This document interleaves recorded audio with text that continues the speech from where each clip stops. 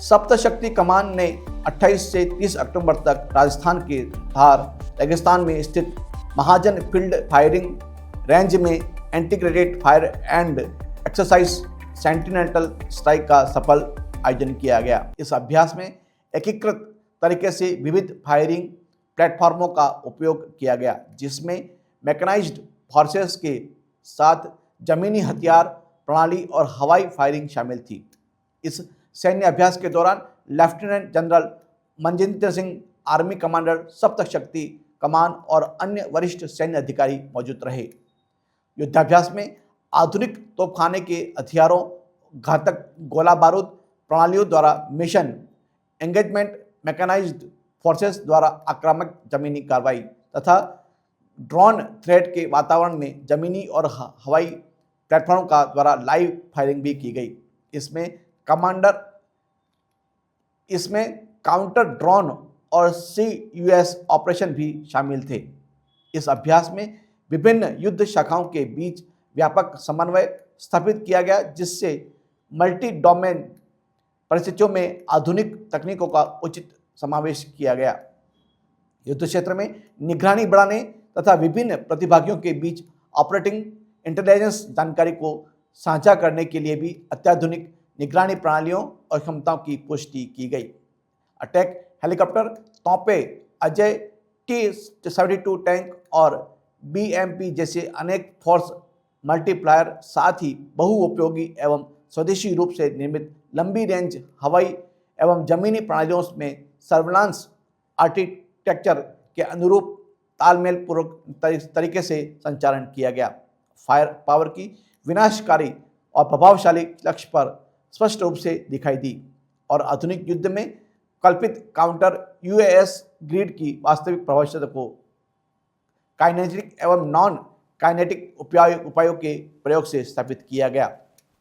Army commander ने सैनिकों के प्रशिक्षण के उच्च मापदंडों की प्रशंसा की और विभिन्न लड़ाकू एवं सहयोगी शाखाओं के बीच भागीदारी तथा तालमेल की सराहना की।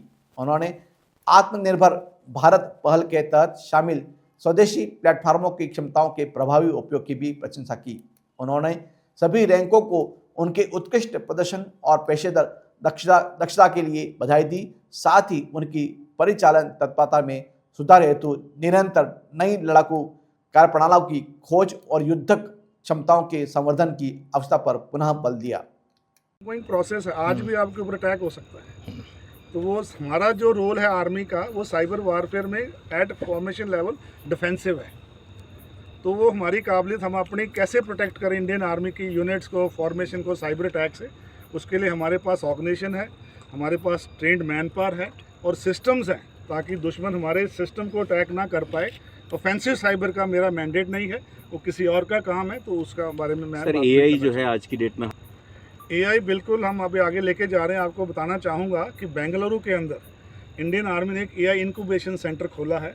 जितनी भी AI की डेवलपमेंट इंडियन आर्मी होगी वो उधर बेंगलुरु सेंटर में होगी और वहाँ से फिर पूरे सिस्टम प्रोलिफरेट होंगे, जो कि हमारे पूरे इंडियन आर्मी में उसका हिस्सा बनेंगे। सर, महिलाओं और युवाओं को सेना से बहुत से जो हमारे कैंडिडेट इंडियन आर्मी ज्वाइन करना चाहते हैं ऑफिसर रैंक में, उनके लिए ND एंट्री भी खोल दी गई है और वैसे भी परमानेंट कमीशन भी आपको पता है चल रहा है, उसको परमानेंट कमीशन भी हो गया है।